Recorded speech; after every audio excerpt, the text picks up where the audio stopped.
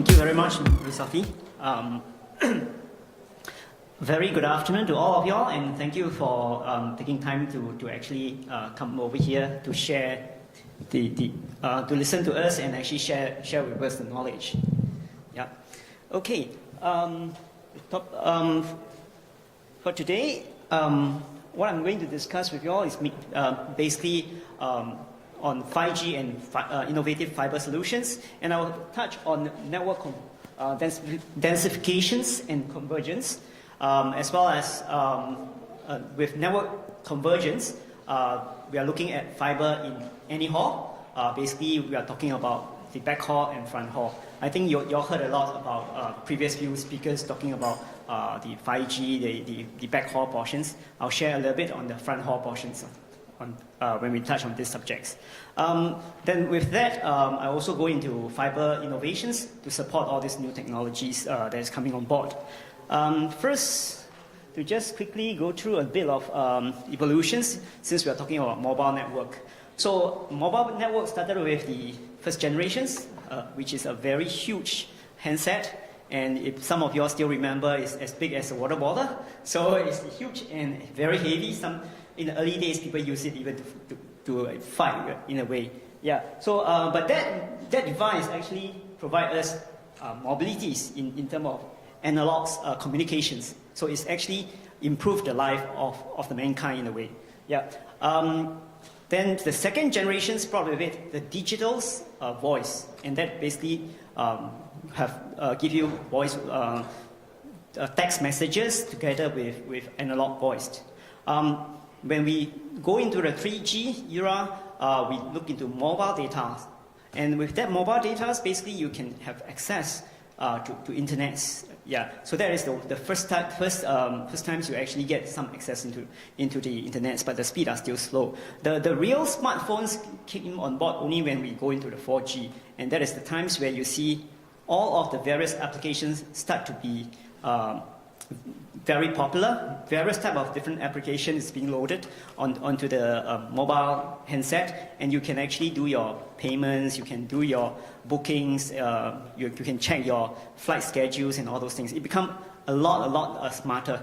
But that is not the end of the mobile network evolutions. We are expecting a new transformations coming on board, and that is where we are looking at the 5G. The 5G mobile networks is something that we expect a lot more than the 4G. So the changes from 4G to 5G is going to be a big jump from 3G to 4G. And that is also one of the reasons why we are waiting so long, and the 5G standard is still not rectified, and it's still being, it's not officially commercialized. And a lot of telcos are basically going through the trial stage.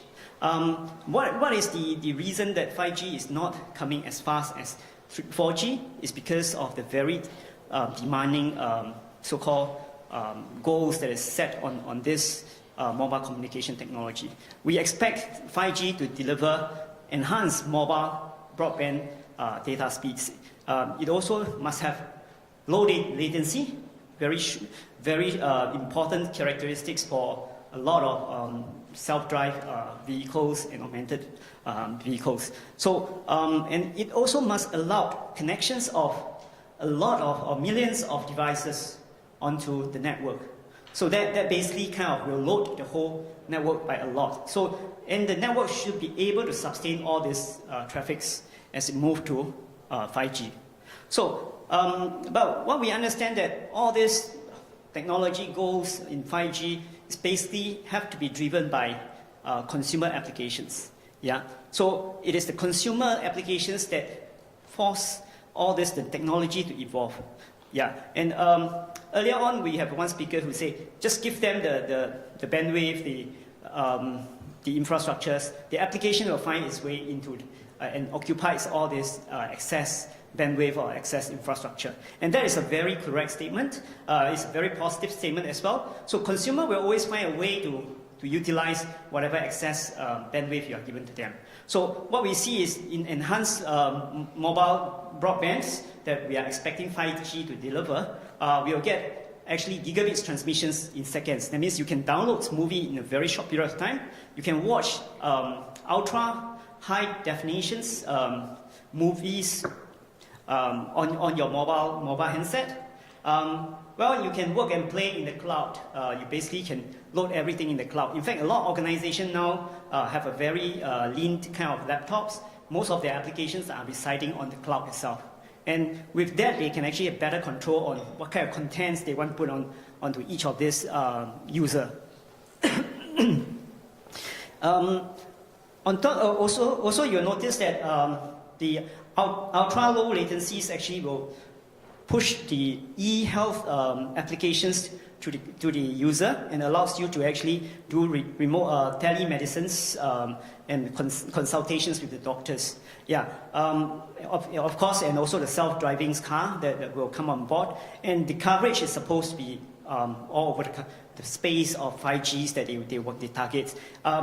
Ideally, it should go all over the nations and helps the nations to move their economies forward. But because the scale can be so big that overnight you can't populate the whole nations with 5G coverage. So you have to go in phases. Yeah, and also even they go in phases, you're talking about massive IoT connectivities. So Internet of Things, the machines need to talk to each other. All these connections need to happen. And that would actually convert the whole, with these connectivities, you convert the whole city into a smart city. Because every building become a smart buildings and they can communicate with each other. Yeah, and that will actually kind of improve a lot of productivities and hopefully move the city to a self-sustainable city. Yeah, it is so smart that it will actually be self-sustainable. Yeah, all right. So that is the expectations of a 5G that we are looking at. Yeah, enhanced mobile broadbands, IoT, and sensitive applications. And connectivities to millions of devices. Yeah, so what does that call for? With this kind of expectations, we expect the network to be created using ultra-dense networks.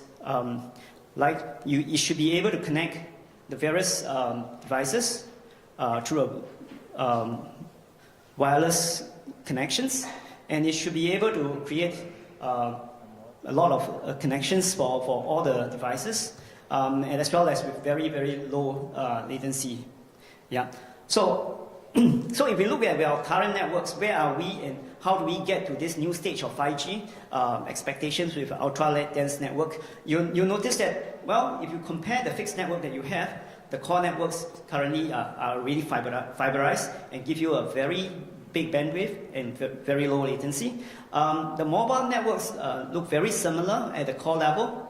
So the metro networks of both the fixed and mobiles are also very similar. They are all fiberized.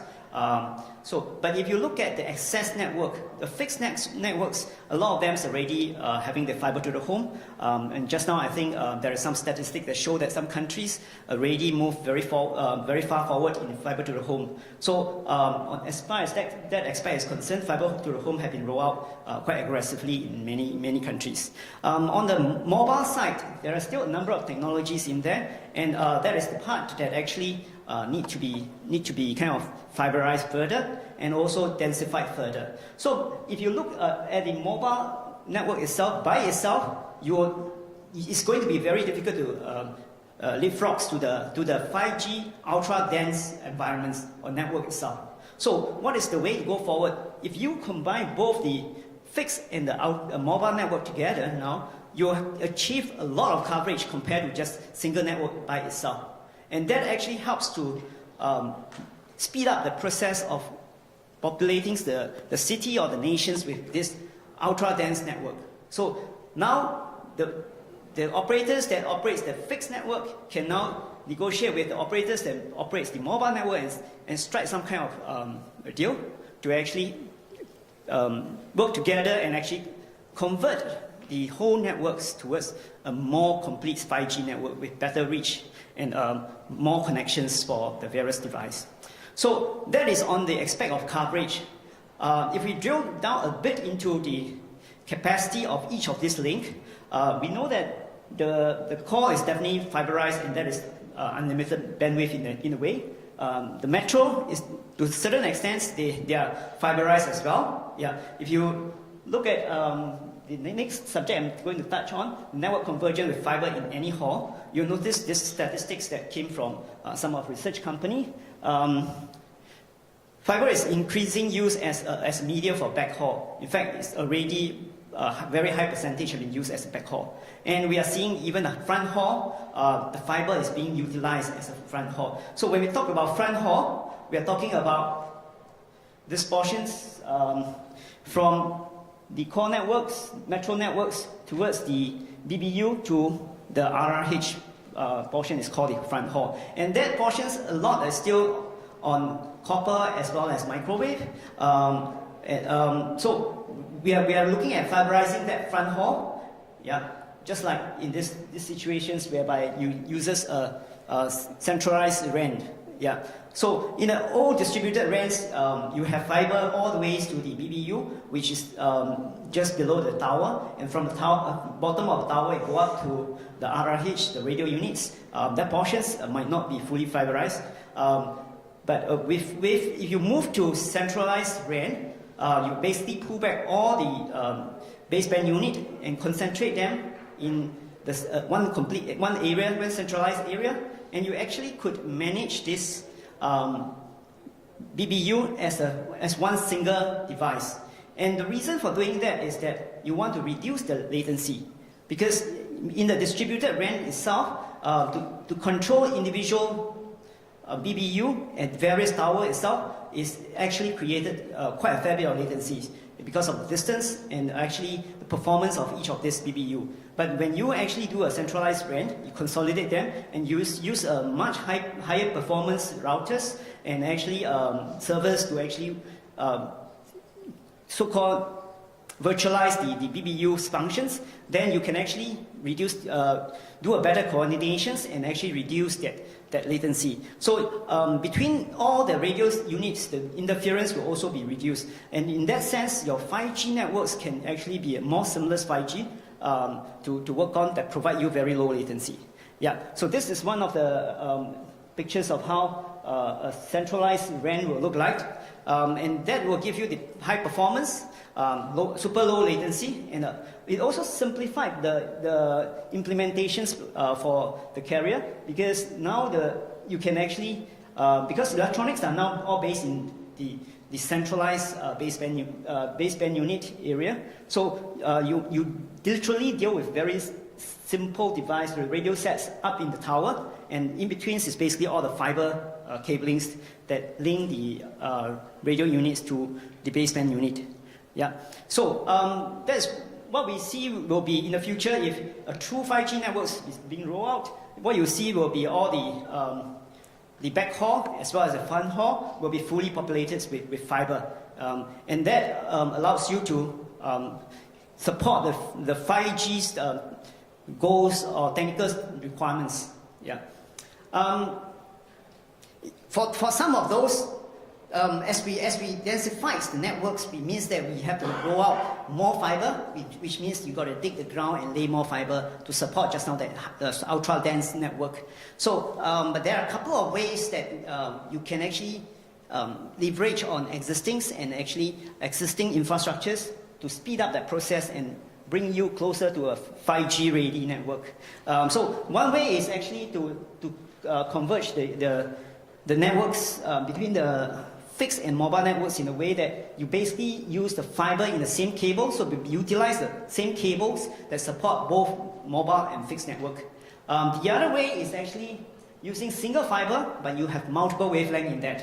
Yeah, so that is basically wave divisions multiplexing. Yeah, so the first case is actually what we call the fiber reach scenario. Basically, you lay more fiber, and that will take more time, yeah, for you to roll out the 5G network. The second case is where you have limited fiber, but you can utilize the various wavelengths to still roll out the 5G networks in a quick way. Yeah. So, and which options to go for? Basically, it depends on telco's choice of the network architecture as well as the budgets that they have.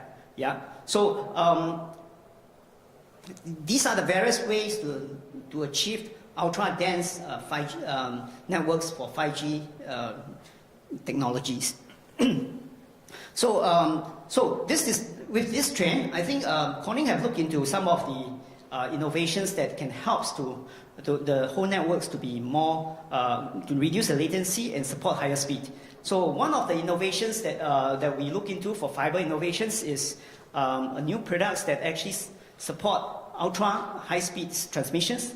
We tested that in a lab for 400G, and actually the reason that we tested for 400G is because we have seen that most of the backhaul have actually been running on 100G, and they are moving towards 200G. In fact, some of the operators already populate quite a bit of their network with 200G, and some are trying out the 400Gs, because if your front haul is actually running at 5G at very high speed, your backhaul can't be too slow, because if it is too slow, your bottleneck is actually at backhaul. So that's why we are pushing for 400G, whereas we are expecting all the front haul to pick up in transmission rate as well, because of the 5G millions of devices connected to it. So we also noticed that as they move on, as the industry moves towards the 5G, the modulation techniques have also changed. Instead of BPSK, this phase shift bipolar phase shift keying, they are moving towards even 8 QAM quadruple amplitudes modulations, or even 64 QAM. And all these things will require you to have a much bigger optical signal to noise ratio, because as you transmit at very fast speed in a very short interval, you got to make sure that the other receivers can actually recognize every single bit. Otherwise, the signal just gets messed up. So you need to have a very clear clearance in terms of optical signal to noise ratio. Yeah. So that and that can be easily explained in this equation here. A good optical signal to noise ratios will actually require a high power to be pumped into the fiber itself, and actually that will require you to have a large effective area. Not all fibers will be able to take in very high power. You need to have a large effective area to take in a lot more power compared to the typical fiber. Yeah. So then the other area is actually you need to have a lower attenuations to give you the coverage to go further. Yeah. So Corning have came up with this TXF Fiber that actually offer you a very low attenuations, 0.17, and actually also give you a very large effective area, 125 microns meter square. Yeah. So with this particular fiber, you can get the reach, and you also can get a higher power pumped into the fiber itself. So with that, you basically can use the same fiber to support a longer reach or more wavelengths using the wave divisions multiplex. Yeah. So we have tested this with the various codings modulations, like shown in here, the 64 quadruple amplitudes modulations. This is actually a very compact and very high speed transmissions. They actually give you 400G transmissions at 100 kilometers distance. So with this, and the same fiber actually passed the test and able to give you a good so-called signal to noise ratio. So that is the innovations that we put into the networks to actually support the future ultra dense fiber network itself. All right. So yeah. So to summarize, basically 5G and IoT are driving an ultra dense, super high speed, low latencies network. You need an ultra dense, high speed, low latency network. And mobile network must evolve. It must evolve at the front haul to be more fiber rich. Yeah. At the same time, the mobile networks architectures will be shifting from a distributed RAN towards a centralized RAN design. Yeah, to capitalize on this fiber distance. Yeah, and a more efficient networks will require fixed and mobile networks to be converged to actually provide that coverage. Yeah. So network convergence will take place to save on deployment costs at the access network itself. Yeah. So with that, I think that's something that I would like to share. If you need to find out more, or if you'd like to discuss with us more, you can actually log on to our websites or actually drop us an email. Yeah. Corning have a booth outside of this hall. If you want to look at some of the products, you're welcome to visit us at our booth. Yeah, thank you.